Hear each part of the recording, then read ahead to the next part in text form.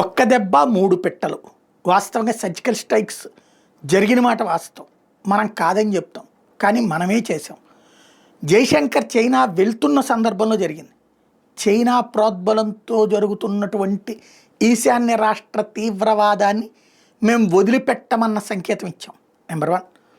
రెండవది, చైనా వాళ్ళని కూడా వాళ్ళతో మీరు మమేకం కావద్దు అన్న వార్నింగ్ అయింది. మూడవది, బర్మాతో స్నేహంతో.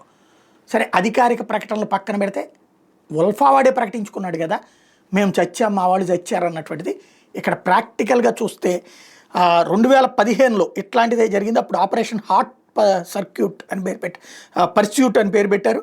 మణిపూర్లో 18 మంది సైనికుల్ని చంపేశారు అప్పట్లో ఈ తీవ్రవాద ముఠాలు. దానికి ప్రతీకారంగా భారత్ స్పెషల్ ఫోర్సెస్ మయన్మార్లో ఉన్నటువంటి NSCNK స్థావరాల మీద దాడి చేసి 38 మంది ఉగ్రవాదుల్ని లేపేసినాయి.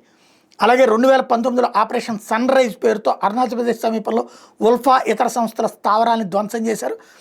అది ఆపరేషన్ మయన్మార్ సైన్యం సహకరించింది. మొదటిసారి చేయింది, రెండోసారి సహకరించింది.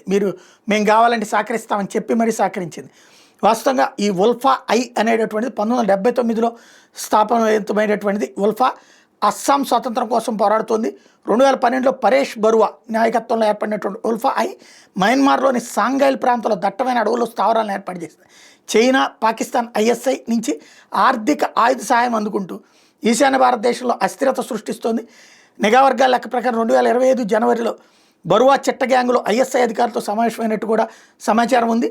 మయన్మార్లో 2021 సైనిక తిరుగుబాటు తర్వాత సరిహద్దు ప్రాంతాల్లో అస్థిరత పెరగడం మూలంగా ఉల్ఫాయ్ వంటి సంస్థలు ఇటీవల మరింత ముందుకెళ్తున్నటువంటి పరిస్థితి. భారత్ మయన్మార్ దగ్గర 1643 కిలోమీటర్ల సరిహద్దు అత్యంత పోరస్గా ఉంటాం. ప్రీ మూవ్మెంట్ రెజిమ్ కింద 16 కిలోమీటర్ల వరకు స్వేచ్ఛాత ప్రవేశం ఉండటంతో ఉగ్రవాదుల కదలికలు ఈజీగా నడుస్తున్నాయి. ఇప్పుడు దాన్ని అడ్డుపెట్టుకుని జరుగుతున్నటువంటి వేళ ఈ సర్జికల్ స్ట్రైక్ అన్నటువంటిది కీలకమైంది. అటు చైనాకి, ఇటు పాకిస్తాన్కి సరైనటువంటి సందేశం ఇస్తూ కొట్టినటువంటి దెబ్బని చెప్పాలి.